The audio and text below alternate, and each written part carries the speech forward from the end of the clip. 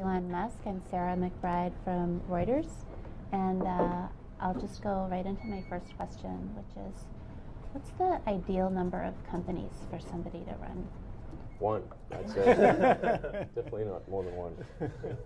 So what happened? Is your goal to get back to one company? I think I'll probably be running one company in the very long term. But at least for the next several years, I'll be running two. So which one do you think you'll stick with long term? Or a third one that we don't even know about? Well, I should probably not comment on that exactly, but I think the most important thing is that at least for the next several years, probably at least 5 years, I will be running Tesla and SpaceX. Okay, because a lot of people might think that you're at a good position to, I mean, Tesla's now profitable, the stock's up over $100. I think people might believe, oh, this would be a good time for Elon Musk to step down from Tesla, but you don't see it that way. No, I mean the main thing is that I committed to get our mass production vehicle into market, or which is our sort of affordable long-range car, our third generation car, and that I think is probably going to be 4 years before we're in production and 5 years before we are in high volume production. Okay, and so see that through and then reevaluate? Yeah. Okay.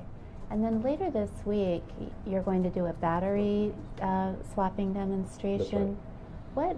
What led you to do this now? I thought that perhaps a few years ago you'd said it wasn't right for Tesla cars to do that. Was there some big change in technology, or what made you get to this point? Well, actually, I was quite insistent on designing in battery pack swap for the Model S. We don't have that capability for the Roadster. Okay. But it was very important to address the long-range question for the Model S, and it's important to preserve optionality. So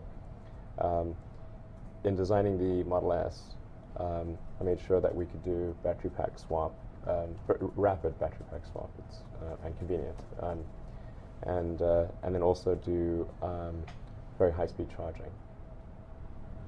So are we at a point now where it'll be very easy for people to do that? Because the battery is pretty large, right? It is. Okay. But it's in the floor pan. Okay. And it's capable of being removed and replaced very quickly. Okay. And people will see just how quick that is on Thursday evening. Can you give us a hint? Really quick. Like under 2 minutes? Could be. I'm wondering, like, when the majority of cars in the U.S. will no longer have, traditional gas. Okay. Yeah. So maybe I can sort of say when do I think that most cars in production, most cars being produced will be electric? I think that's probably going to be by 2030, something like that. Okay, so 20 years from now, more or less.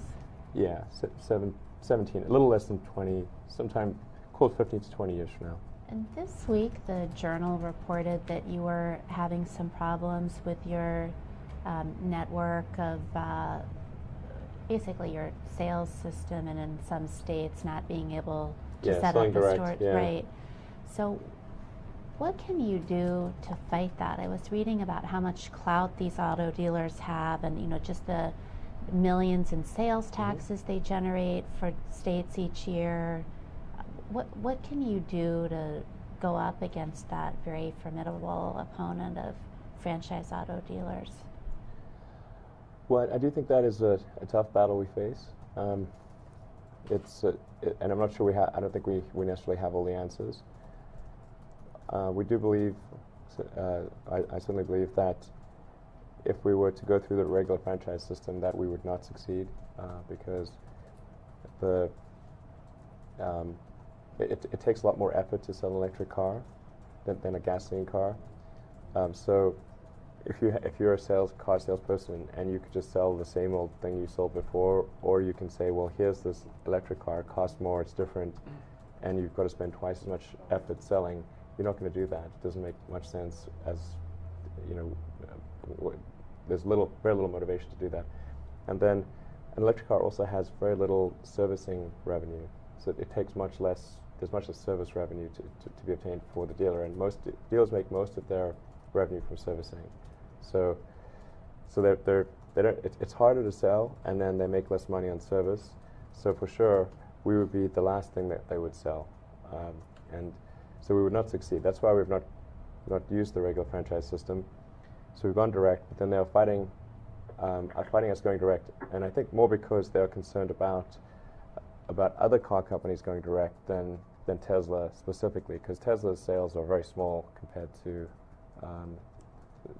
the national sales. I mean, I think there's something like 12 to 15 million new cars sold every year, and we do 20,000. So obviously that's not making much of a dent, but they're worried about creating a precedent for direct sales. And then in terms of how we're actually going to fight them, I guess we're mostly trying to rally the people within the states to who believe that there should be the freedom to sell things directly, and we do get a lot of popular support. So whenever there's a survey done in say North Carolina or Texas, the lowest percentage we've ever seen for supporting direct sales is 86%. It varies from 86% in favor of direct sales to 99%. And these are not polls that Tesla commissioned. These are polls done by various newspapers. When do you think you might start applying more resources to this? I think we're going to have to ramp it up in the next few months. And what does that entail? I think we'll have to probably hire some local legal firms. I don't know, to fight battles on the local legal front. Add more people to the business development team to go and talk to state level politicians. I'm going to have to apply time personally to do this, and we'll do our best. I don't think we're going to win every battle, but we'll try to win as many as we can. Can I go back a second to the battery swapping thing? So is there a plan in place for all that infrastructure that you need? I mean, you need a lot of these things to make it useful, right? Yeah. Is that something that Tesla's going to finance, or? Yeah. So we've got these supercharging stations that we've got about a dozen of them active around the country, and we're planning on having ultimately a couple of hundred, basically to cover the entire country. Mm-hmm. And you only need a few hundred to cover the entire United States. Because if you've got a car with a 200-mile range and you just sort of do 200-mile circles around the country, it actually doesn't take that many. Depending upon what the level of demand is for battery pack swap, we will have swap capability at every one of the Tesla stations. Mm-hmm. So you'll be able to travel anywhere in the country using battery pack swap if the demand is there from customers. And how much is it going to cost? Well, I can't let I can't let the whole cat out of the bag. Well, I'll. Sure you can. Is this embargoed? No. Okay. So I'll talk about the economics of it on Thursday night. But I think it's going to be. I mean, we want it to be compelling. So I think it will be. I think it will be fairly compelling. Mm-hmm. And is that going to be a substantial capital investment for Tesla? I mean, a material kind of capital investment? I don't think it's going to be not a huge one. I mean, if we were to roll it out across the country, it's probably would cost us $50 to $100 million, which is, I mean, it's not pocket change, but it's not a giant number. Not huge. Yeah. Right. Switch gears for a minute. I wanted to ask about SpaceX. Mm-hmm. I believe you said in the past that you'd never went to IPO SpaceX. Is that the case? And if so, what's your thinking behind that? Yeah, there was a time when I thought IPO might make sense for SpaceX early on, but I come to the conclusion, sort of with the experience of Tesla and Solar City, that the stock market is fairly short-term oriented. I mean, it's, I guess, you know, really? It's somewhat cliche, but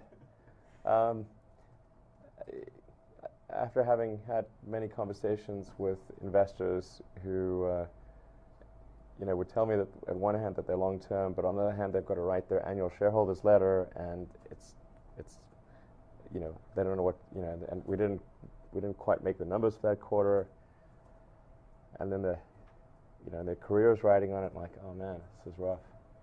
So I came to the conclusion that it's probably not a great idea to take SpaceX public until we really have built the technology necessary to take people to Mars, which admittedly could be a while. Hopefully not too long, but it could take a while to do that. But it's difficult to say to the street, hey, we're building this technology to take people to Mars. It's going to really pay off in 12 years. When you've had 2 career changes. There's that's a hard one for them to swallow, I think.